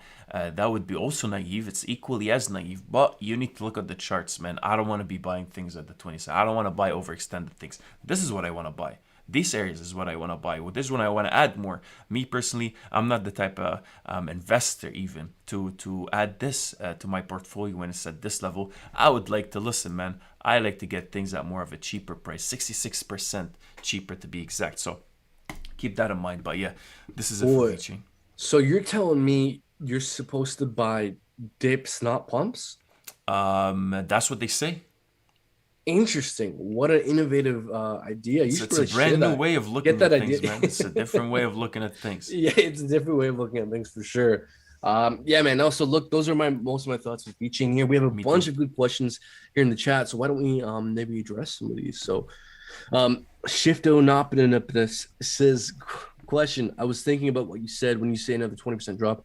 Do you mean from the top, original price, big difference, or just want a clarification? Yeah, I mean from the top. So again, if we measure like 20% from where we're at now, that's 20%. That's much different if we measure 20% from all-time high. So yeah, I was referring to all-time high. So again, we corrected 81% from all-time high. So even assuming we're entering a bear market, the worst of what could have happened already happened when you're measuring from all-time highs. So worst happens in a bear market is we correct what, 90%? So 95%. So what, we correct another 10-15%. We already dropped 81% from all-time highs. What's another 10-15% from all-time highs? So that's really all I'm getting across with that, which is even if we were to enter a bear market, the worst of what's possible already happened. So Vechain is a super long-term hold, solid long-term hold for me, man. Polkadot. Let's get to Polkadot. Yeah, let's talk about Polkadot. What are your thoughts about Polkadot, man? I don't hear you talk much about it. Right now, I've been kind of focusing. I haven't really paid much attention to Polkadot besides price action.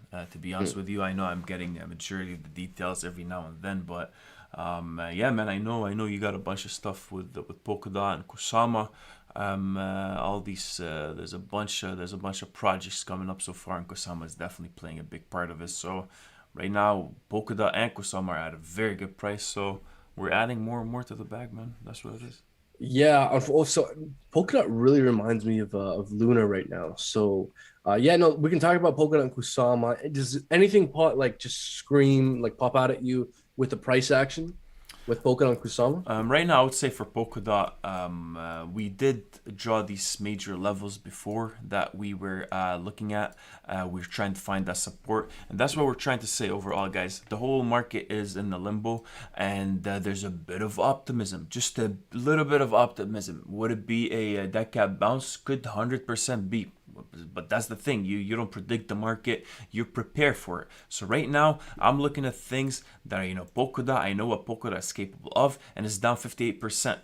Right, 58%. So to me, I'm like, okay, let me just add a bit more, because what's the next thing that Polkadot could fall back down to from here all the way here is another 53%. So maybe I put half of my money right now in terms of risk management. If it drops to the bottom, then I'll average out somewhere here at $12 when things push up. If it's going to zero, then I'll be like, look, if it starts to go really below, then that's a different case. But right now, looks like Polkadot dropped below the support we have from before, and it's right now trying to find support at this previous levels we had over here at the 16.8 $17 basically. And this is the breakout that Polkadot had before on a lower time scale, and you'll see as soon as we broke above this level over here, you can see how we got squeezed pretty bad on the daily, but we're uptrending into this kind of pattern, and as soon as we had a bit of a breakout on the day, we continued to move upwards. So this is a pretty a good level to take a look at, and that's where Polkadot's sitting at right now. So we need to see, is it going to hold the $17, or we're going to keep pushing? You can clearly see how this 100 EMA on the daily at the $24, $25, 100% going to act as a resistance, and on the short term, we need to see what the daily candle. I need to delete this alert, man. What, Toko? Yeah, it's not even just buy Toko. Maybe we'll talk about Toko if you guys want later on. But 100% and a bit of the next day or two, $25 is that major resistance we'll be looking at. And if this does not hold, or this level, the $17 does not hold, then we're looking for deeper and deeper levels at the $9 or $10. Yeah, and folks, look, we got to keep in mind the Polkadot ecosystem. This year, I think, is going to be the biggest year in cryptocurrencies history, or at least could be, at least for some of the major projects. Look, with Ethereum, we have major rollouts with Ethereum 2.0 this year. Cardano, we have Goguen and smart contracts, one of the biggest catalysts. And Polkadot, we have parachains starting in the near future. So for those who don't know, the way Polkadot works is, if you want to be a Polkadot project, if you want the scalability, security, and the interoperability that the Polkadot ecosystem offers, you need one of two things: a parachain slot or a parathread slot. A parachain slot gives you 24/7 access to the Polkadot ecosystem. Parathread slot gives you occasional access. To get a parachain slot, you need to, it's an auction system. So there's going to be a finite amount of slots, 100 slots maximum. When those auctions begin, there will be only a few dozen to start with. And so all the several dozens and dozens, perhaps hundreds of Polkadot projects at this point, all have to compete with each other to raise Polkadot and lock it up and stake it for years in order to get parachain slots. So coming in the near future, next month, next couple months, there's going to be dozens and dozens of projects buying up shit tons of Polkadot to lock them up for potentially years. Can anyone guess what could happen in price action if demand all of a sudden spikes through the roof and supply all of a sudden drops? None of us are economists here, at least I don't think, but price could potentially go up. Again, nothing's guaranteed. I love how you bring that up every time you talk about Polkadot. It's like, yeah. What happens, boys? What happens? What do you think happens here? Because, yeah, man, look, it's because, again, it's going to happen, but not financial advice. Bitcoin is leading the market. If Bitcoin tanks, everything else is going to tank. But again, man, just like, it's only one of the biggest catalysts in this project's history that has insanely bullish tokenomics quickly approaching after a massive dip. Oh, yeah. Again, guys, is this a screaming once-in-a-lifetime opportunity, or is this a risky play? It's up to you to decide that. Yeah, no, I agree, man. I agree. Yeah. So now, what do you think about the chart, though? I would say, man, look, we're holding above this volume. Very good to see. $17, the sideways price action, the 618. So again, we're not making new macro lower lows. It's good to see. Ultimately, guys, what we don't want to see is macro lower lows. We don't want to break below $13.80 again. We want to remain above that volume, that sideways price action, the 618. As long as Polkadot can hold above $20, then Polkadot can recover. Again, I think an impulse could probably take us to retest anywhere from, I think, 26 to maybe about $30, which was once a base of support here at this region. You can draw this as a slanted, uptrending line, or something a bit more straight here. So I think we're probably going to retest that kind of 26, 28, $30 region. I agree. No, I agree, man. What else? Since you talked about Kusama, I see a bunch of people also talking about Kusama, so we can maybe talk about that as well. Yeah. Okay. So I just mentioned Kusama. Kusama is the same thing as Polkadot. Well, not the exact same thing, but Kusama is a fork of Polkadot.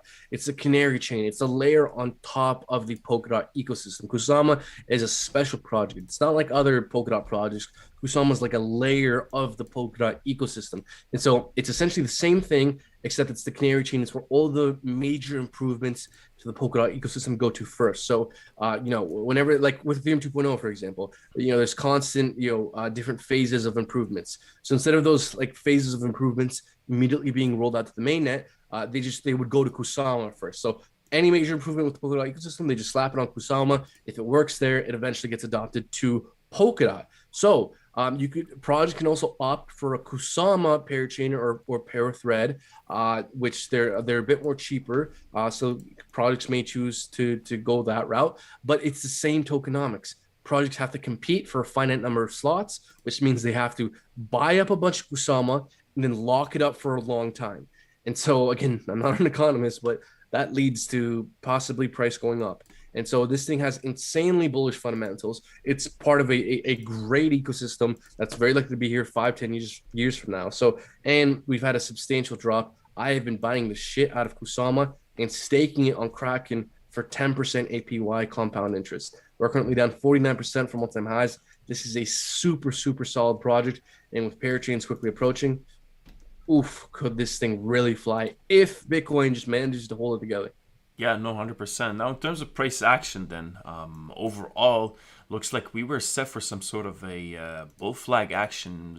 I remember we were talking about Kusama actually reaching those higher levels overall, and here you can see we're talking about Kusama, and we can see how there was some sort of a bull flag that was forming, a pump into a downward channel, and as soon as we broke out of it, it took us exactly towards where that target for profit taking is usually at. So you can see how Kusama actually does respect those that price movement, and you can see that there's a lot of probably traders actually taking a look at the same thing. But as soon as it started, having a bit of a hard time, it came back down to retest this region and try to find that support at it. And now it looks like, we're getting rejected again off the same thing. So we're back inside of that channel, trying to find that resistance, try to break above that resistance again. Somewhere close to 314 right now, or 315. So anything that moves above here to the 350 is something good, but on the daily probably even paints even a better picture. And you can see how we're back inside of that bull flag, and we're trying to find that resistance again, or trying to find that break that resistance. So overall, we did find that support, the 200 EMA at the 248. And look now, the best thing the biggest thing I'm seeing right now, or I think the biggest advantage, is that you now know that these projects, what they're capable of in terms of price action. It's not speculative anymore. It's like, hey, you talked about Kusama for the longest time ever. Kusama is going to play a huge part of the Polkadot ecosystem, this and this and this and that. But the price action, wasn't just mainly speculation, or no, Kusama pushed all the way up to the 624, and right now we're looking at Kusama dropping from that, and it's at a 49% discount. So that's what you need to see. That's what you need to be taking a look at. And yeah, man, I'm definitely, just me personally, not financial advice, and you have to do obviously your own research and look more and more into this. I'm not fully familiar with Kusama. I know the price action, but not as a project. Me and Brendan here talk a lot, and he's heavily a lot more invested in it than me. But I've been really fully getting into it, and I think there's a lot of optimistic reasons to why this could be a really nice project, man. So no, you're right, I agree. Yeah, and also, guys, we need to keep in mind, Kusama has a ultra low supply. The max supply for Kusama is 10 million. Let's actually look it up right now. So, 10 Kusama. So I know the max supply is 10 million. Circulating supply is 8.9 million. And so what's going to happen when dozens and dozens of projects, maybe even more, maybe 100 or more, maybe, who knows, one day, projects start buying thousands, tens of thousands, hundreds of thousands accumulatively to lock Kusama up for years, and then you add staking on top of that, the circulating supply for Kusama is going to be nothing. There is a giant problem with Kusama which is a lack of supply. That's what the issue is with Kusama. There's going to be a supply shock. Like there is no goddamn supply for this thing. Once you figure in the parachain auctions and then staking on top of that, the circulating supply is going to be nothing. And so again, guys, what do you think happens when demand all of a sudden suddenly increases and the supply all of a sudden suddenly decreases? Market crash? Can anyone take a wild guess on what could happen to price action? Now, look, yeah, guys, of course we could be wrong. This is all dependent on Bitcoin. If Bitcoin just decides to tank to nothingness, Kusama's going to tank as well. So just, take everything we say with a grain of salt and do your own research. And I mean, we sound confident, but you need to be confident yourself. The more confident you are in your own investments, the more, these dumps don't bother you. So fuck what we say. What's important is that you're confident about what you're holding. And hopefully through listening to what we say, you can kind of hear some of the factors we consider and maybe do more research on your own, and then hopefully over time you'll become more confident yourself of the things you hold. And so one of the also major things I'm looking at in the short term here is this volume. Look, right now we're testing this volume right here at 320. Right. If Kusama can flip 320 from resistance into support, that's a very, very good sign, and we could probably see bullish continuation. So we're in a very, very precarious state right now. If we get above 320, it's a good sign. There we go. No, I agree, man. I agree. Yeah. So tons to look at here. What do you want to look at next? Whatever the people want. I think we got out of. Maybe we'll just do a quick Bitcoin recap as well, just to kind of see where we're sitting at, because we are seeing a bit of retracement right now with Bitcoin. So right now we're sitting at the 37,400. And I think even if you're looking at, just to maybe simplify, we know exactly where that resistance is on the 100 EMA. With Bitcoin, next resistance would be the 200 EMA.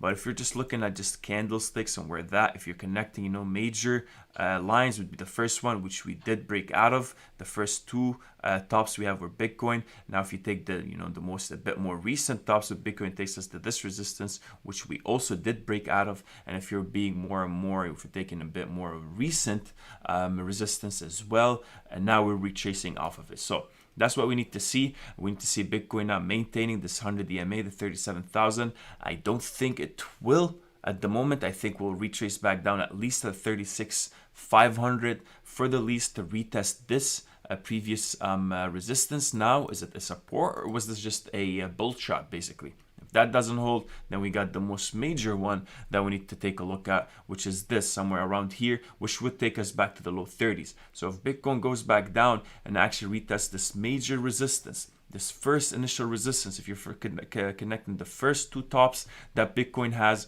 we did break above this area. So once we see that happen, once we see Bitcoin continue to come back down, we got some sort of cushion. This is extremely lower time frame.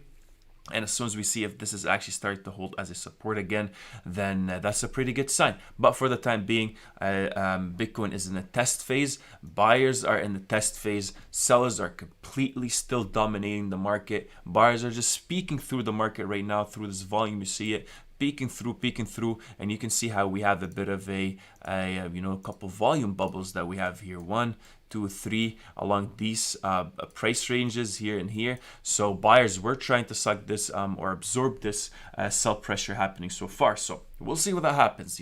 We are overextended on the 1 hour MACD, so we do expect that retracement. But for on the daily, those higher time frames are looking more and more bullish for Bitcoin. So just a quick update before we. No, and look, I see Ben here. So there's a comment saying, Ben, LMAO, well, for me, of Bitcoin, 50% of my savings, 1.5 thousand. I'm young, not even 21 yet, so don't have much to invest. I'm just wondering if/when I should sell. I don't have money really to lose. LOL. So again, Ben, we can't tell you what to do. 200x leverage.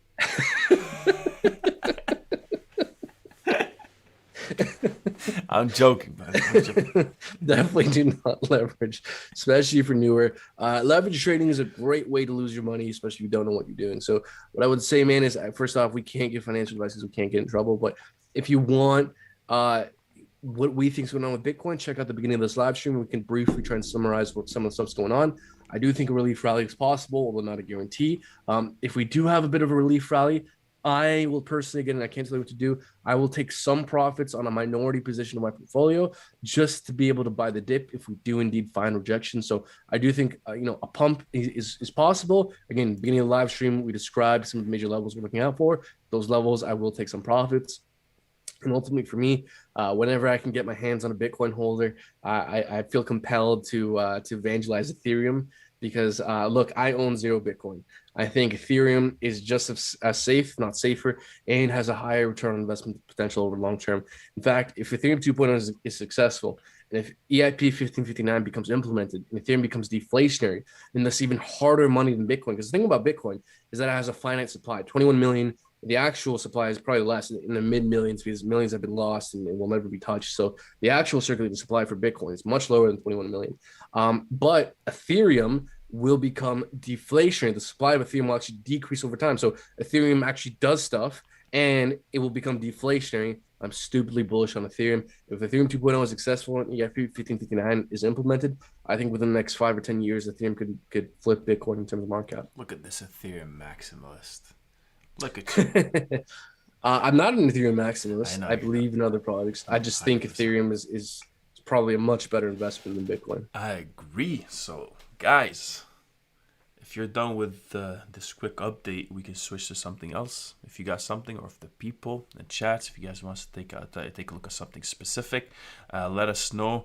One thing I would say, man, we missed a couple comments here. Initially, super chats as well. I forgot, and it's not did even, we? Yeah, it's not even showing in my it's not really showing here in my thing, but are you sure? Yeah, it was something to look at here in finance. I forgot his name, Mike, I believe was his name. So Mike, again, if you're still watching, thank you for the donation.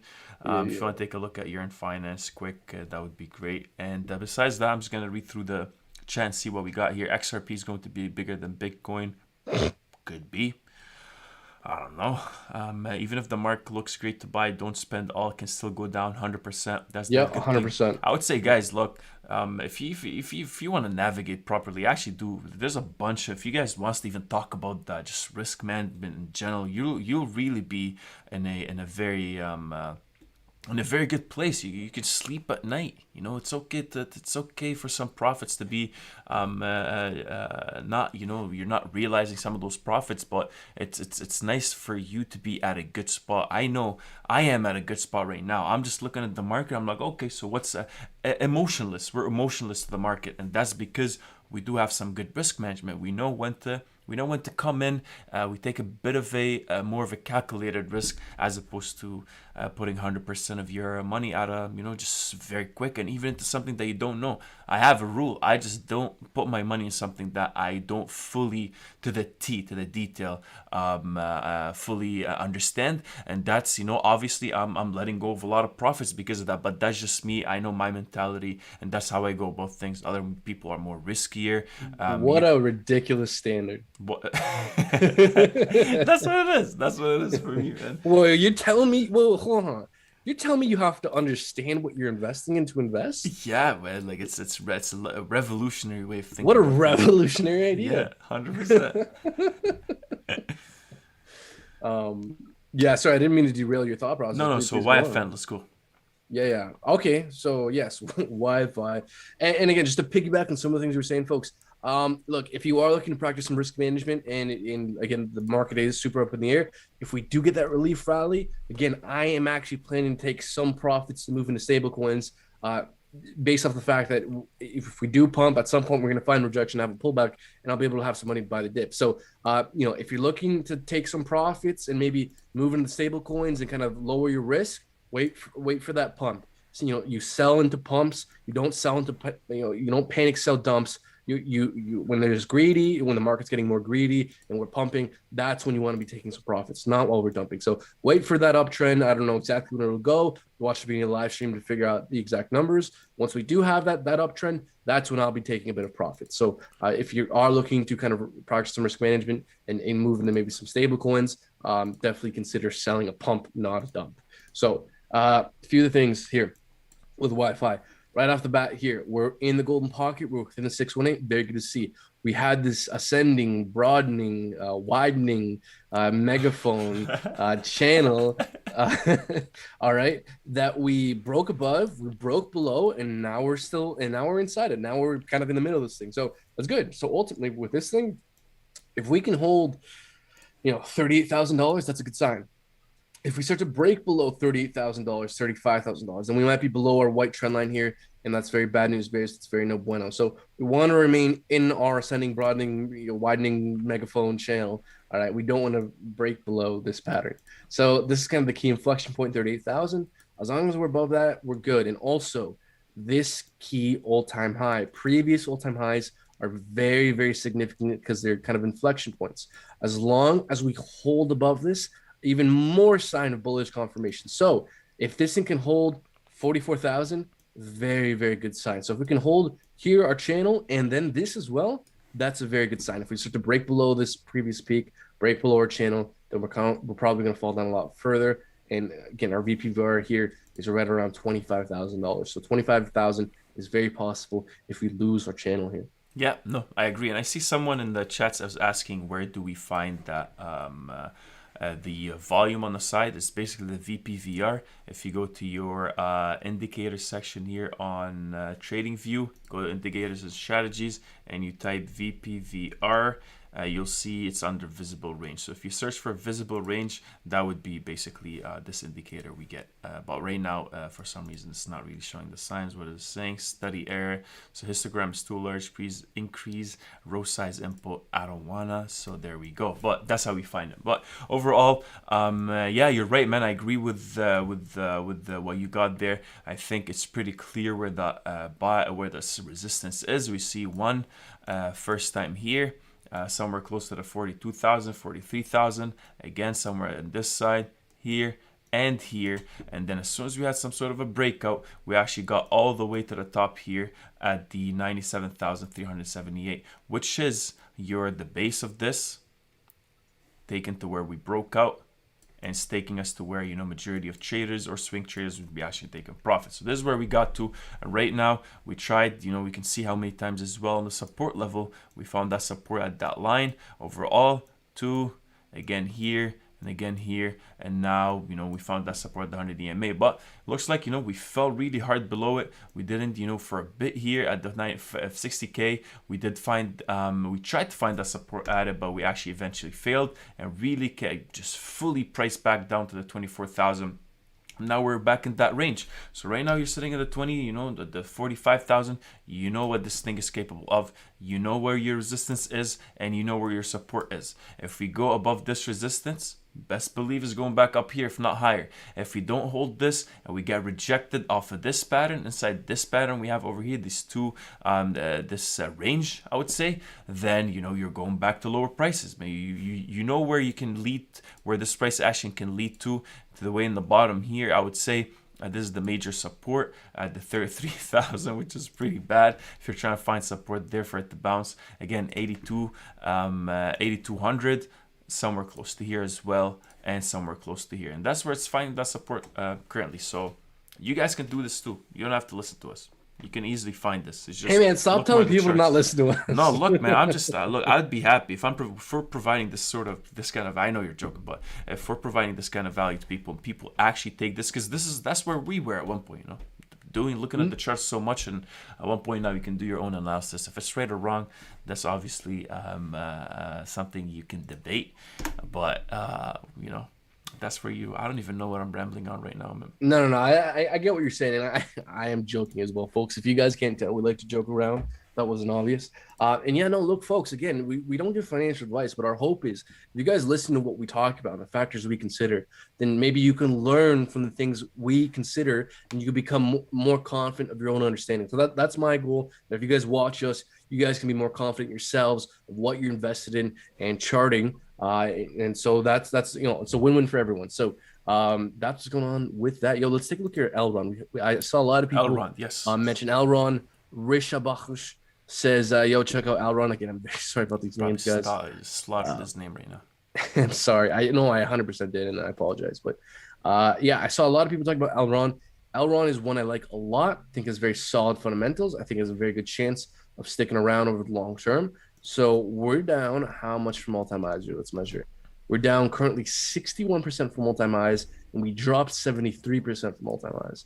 So Elrond is potentially a very, very interesting scoop right now, and we're in a very precarious place. So a few things here with Elrond. We're below the 618, it's above us, acting as resistance. We're below the critically, psychologically important level of $100, where we have our fib level and the 200 daily exponential moving average. So with Elrond here, I think it's pretty clear. We need to get above $100 and hold $100 to see bullish continuation. On a psychological level, there's a buildup in volume. We have a fib level above us. We have the 200 daily exponential moving average above us. So once we can flip $100, $101 from resistance into support, then we could start to recover. And if we can flip that, I can fully see us go all the way up to $140, which is where our next major volume is. Volume profile is. So that's what I'm looking out for. And again, ultimately, we do not want to see new lower lows. If we see new lower lows below $66, that would serve as confirmation of the downtrend. Yeah, no, I agree, man. And I think the nice thing about Elrond is because you can even see more and more. Look, that's the thing, guys, because we always need to see how the market reacts to these different patterns. That all these charts we're looking at. Sometimes you see there's not enough volume, there's not enough interest in whatever the chart we're looking at. But there's no liquidity. Money is not pouring into this and being traded or swing traded or even just invested in. It's harder for the chart to make sense. Something that like Elrond has been doing good overall for the longest time and had a great year this year. If you're looking at the end of last year, so 2020, somewhere around here, $9 went all the way up to the 240, 2,700%. People are gonna take profit. People are waiting to take profit at any small dip to the bottom is just gonna drive the whole market down. And right now, we're taking a look at Elrond for a while here. We know where Elrond was sitting, and we're looking at, a breakout above this level. We took the base of this triangle, and we're saying, look, I can easily see a floor support at the 100 to $120, and as soon as we break above this, the whole market was having the same kind of patterns. You uptrend into a descending triangle, and then you take it at the breakout, and you'll see that it exactly goes where that level profit level taking is here at the 240. And we were talking about that for a while, and it actually did get there. And now the next level that Elrond wanted to see, as soon as we drop back down, are we gonna find the support at the 116? Are we gonna make a higher low? And the probable higher low was along this line over here. You can see 1, 2, 3 is where we found some sort of resistance at this line. So now it kind of validates the fact that we are reactive to it. Again, here we found a support at it, and then we made a higher low as previous to that. So it's instead of the 100 and something, was the 150. And then I think, man, Elrond was doing something like this. And I could be wrong, but I think Elrond was doing something like this again. Was going to form more higher lows as you move forward and actually continue to break above and form that some sort of a triangle, basically like this one. And then we'll do the same exact thing we had, and you see all across the charts, guys. You see it with Ethereum, you see it with everything. But obviously Bitcoin coming in made us form a lower high. So right now, you know what Elrond again is capable of, 245, and is sitting at the $95. You're looking at Elrond for a while. It's sitting at what right now? It's not 74%. It's sitting at literally 60% discount. So what do you want to do? And I think you're right. This is the resistance we're looking at, the $100. As soon as we break above it, we know those major levels that Elrond will be trying to retest. We know this guy over here at the 114, well, 100% it was acting as it's a very valid resistance right now. That was previous support. As soon as we break above that, then it's definitely this guy somewhere over here at the 200. But we know that this thing can go up to the 250. Yeah, and again, also, if you want to play things super safe, you just want like confirmation out the ass, I would just wait for something like this. See if we can break above a major resistance level, fall back down, retest it, hold it as support. If we can hold that, then we have room to go to the upside. So if you want to play things ultra super safe, wait to see if we can break above what I think is the major resistance level, fall back down, hold it as support. If we can do that, then we can make higher highs. So that's what I'm looking out for with Elrond. There we go.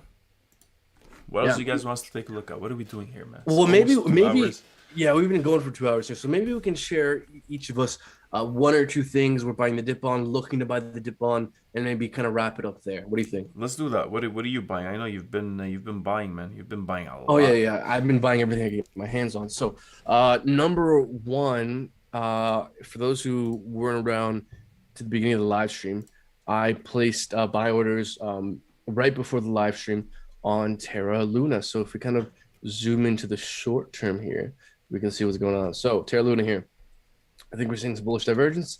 I think we're quite overextended to the downside, and so I think we're probably overdue for a pump. Although in the short term, we've completed an Elliott wave and thus likely to have an ABC correction. So personally, I'm looking to place buy orders for Terra Luna from anyways from $5.75 to about $5.10. That's where the golden pocket, the 618, is of this impulse. We also have a price reactive zone here at 575 to about $5.10. So that's where I'm placing my buy orders. Again, if we go to the daily, if we go to the main page of CoinGecko here, and if we go to the weekly, we can see that Terra Luna is the one that's still the most down on the week. So, if you have a bunch of projects you like and you don't know what dollar cost to average your way into, just go to CoinGecko, CoinMarketCap, see what's most down on the day, and whatever's still down the most, probably the best buy the dip opportunity. So Terra Luna is a super solid project. It's down quite a lot, 61% still on the week. I do think we're going to have a retracement in the short term. And so I have placed my buy orders within this range. And I think they'll get filled. Hopefully they will. And I'll now be in Luna. So that's one of the things I bought the dip on. Perfect.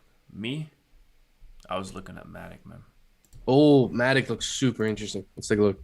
Matic has been looking really, really, Oh, really nice. love this. 55%. I Now, love this. yeah, I'm telling you, man. We say the same thing, guys. When Bitcoin has a bit of a good day, we got selective coins that the market loves. There's a lot of appetite, man. What's your favorite meal? You're Anything. putting me on the spot. Apples. Apples, pears. 100%. As soon as you feel like you want to get, just, oh, it would be nice just to eat something right now, you're probably going for your favorite meal. Matic has been one of them. We can see here. We've been talking about Matic, guys, ever since here. And as soon as we had a breakout with Matic above the 77, I got it on the 77. I know Brendan got it on the 77 cent. This was on the live stream. We drew all of this. We had our alarm saying, hop in, buy this as soon as you get in because this is gonna skyrocket. We know Matic you can tell this is pretty good. We've been streaming for a while. Yeah, we've been going for 2 hours. So likes the uptrend into those patterns. Identify a clear resistance, identify a clear support, and any break above that resistance is gonna move us upwards. Again, move upwards, downward channel, identify a clear resistance here, clear support here. Any break above just pushes the price action all the way to the top. And look what happens. As soon as we dropped exactly at that level where we broke out of before. So right now, we found the support again, somewhere close to the, 74 cent, exactly at that breakout, where we had that breakout. And right now, looks at this on the 2-hour chart. If we're taking maybe a look at the 4-hour chart, just to see something a bit more specific, or maybe, let's go to the daily. This is the daily. Daily still, just went down to the 100 EMA just for a bit to find that support. But overall, I'm just going to stick to the 4-hour, my bad. We can see a clear resistance that Matic was stuck in on the 4-hour. You can see how we were it's just too much of an overextension to the bottom. And exactly at the MACD crossover, as soon as the sellers had the market for a while, man. Sellers just had the market for a while, and it's time for buyers to step in. Could it be a dead cap bounce? Probably, but damn, it's at 123% movement for the past couple of days. As soon as we broke out of that resistance, major resistance is being broken. So buyers are in the market. We did break above the 200 and the 100. We know exactly where those levels we're looking at. Overall, we know what Matic is capable of. $2.70. We have a lot of resistance, obviously. We just broke above this. We're probably going to come back down to the $1.30, $1.40 region to retest it. But this is the 4 hours, so maybe even the 1 hour would show us that retest that happened already. Look at that, man. As soon as you break above, come back down, and continue to move upwards. Major resistance for me would be somewhere close to the $1.89 and eventually the $2. But as soon as we break back above the $2, I don't think buyers are going to wait till this thing goes to the $2.07. I think Matic is going to continue to blow up. But then again, it's dependent. As soon as Bitcoin has a bit of a nice day, this thing is up 50% already. Yeah, it may very well, man. And I love this setup. We're clearly respecting this trend line. We finally broke out bullishly. Matic, super solid project to hold for long term. Although we're right up against resistance right now from about $1.60 to about $1.80. So we need to get about, if we can get above $1.80, oof, we could fly. Maybe even retest all-time highs. We'll see. Again, this is all dependent on Bitcoin holding it together. Looking at our lower time frames, because look, we're right up against resistance. So we want to know what's going to happen here in the short term. I mean, man, like even the shorter time frames look bullish. I mean, half hour bullish crossover, weighted MACD, bullish crossovers. The gas on the way up. We're even seeing a bit of bearish divergence here on the RSI, making lower highs. But now we're seeing bullish divergence here on the RSI. Like, look at this. Here, let me draw my. It's not letting me draw my. You're my drawing line. into the RSI, that's why. Yeah, hold on. Anyways, let's see here. Yeah, take your time. Yeah. Here we go. So see, we're seeing bearish divergence, and now we're going making lower highs, and now we're making a higher high, folks. This is bullish, very, very bullish. Lower time frames do not want to correct. So again, I think we probably have more room to the upside. Although we're a bit overextended, we have an impulse. So I do think something like this is possible. Perhaps a bit of a pullback in the short term is possible. If you're looking to swing trade this, I would personally be taking some profits right about here, just because I do think we're right up against resistance, and I think it's possible that we can fall back down, maybe to volume, maybe to the original breakout point. And if we can fall back down to wherever we do and make a higher low and hold this as support, then we have room to the upside afterwards. So again, even if we do find that rejection and have a bit of a leg down, as long as we make a higher low, that's a good sign. Look, man, I don't know about you, but I'm probably spending the whole day trading today. Awesome, man. There's too much movement happening in the market, and it's perfect to start trading. So, yeah. Okay. So here's the thing, man. We got plenty of trading to do. We're right up against 2 hours. There's plenty of more stuff to look at, but again, I think we do plan on live streaming later tonight. So why don't we save a couple of the other stuff we bought the dip on for maybe tonight's live stream? Yeah, let's do that. I think so. We're at 2 hours. We have 400 people in here. If you guys like the stream, please like it. Press the like button, and just to show the support. Thank you guys for being a part of this. Make sure you stay tuned for the live stream somewhere. I would say let's just make it maybe late afternoon if that works for both of us. But you guys, if you're new to the channel, make sure you subscribe. Hit the bell notification icon so you can get notified every time we do anything or upload videos. But for the people that missed some stuff here, we've been recording this live stream, and we're gonna section and actually upload bits for each of the charts we talked about. So if you ever want to come back to it, you can just watch the video or whatever actually works for you. But man, I think let's do that. Let's end this and wrap it up, and at the end of the day we'll re-update the masses. Yes, I agree. And again, guys, we are going to be going live again tonight for another update. Going to retake a look at Bitcoin, Ethereum, share some more stuff we're looking to buy the dip on. So make sure you stay tuned as well. Before we let y'all go, I want to give you guys kind of the inside scoop, some insider information based off some conversations I've had in some recent business meetings. We're going to be making some changes to our VIP Discord group. All right. In the near future, and again, I don't want to share details until things are finalized, because it's unfair to share details and give you guys expectations until we know what we can and cannot do and how to implement the changes we're looking to implement. So they will be coming at some point in the near future, and the people that got in early will benefit greatly from being in early. We're going to be bringing even more value to our VIP Discord members. So folks, if you've been sitting on the sideline, I highly recommend you get in before we implement these changes, because changes are coming.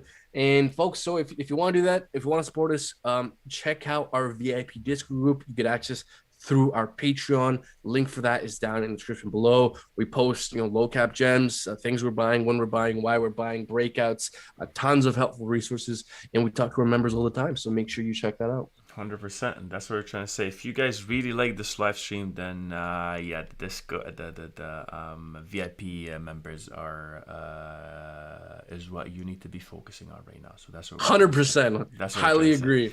Highly agree. Yeah, 100%, man. Thank you guys. Do you have anything else to say or? Nah, guys, like we've been going for 2 hours. Thank you so much, everyone, for being here. We really appreciate you guys. Love you guys. We hope that we can provide even more value to you guys and answer any questions you might have. Stay tuned for the next one. Thank you so much. Have a great day.